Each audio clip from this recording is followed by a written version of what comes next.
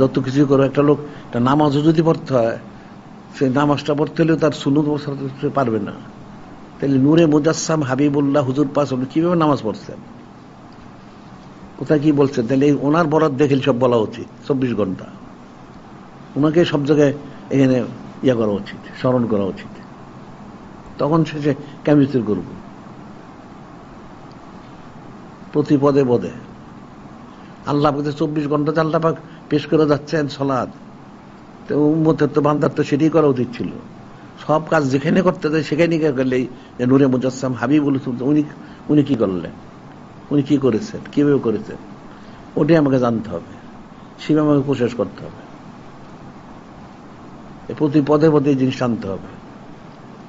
তারপর হয়তো সব উম্মত সব পারবে না, আমাদের পক্ষে সম্ভব সব করা।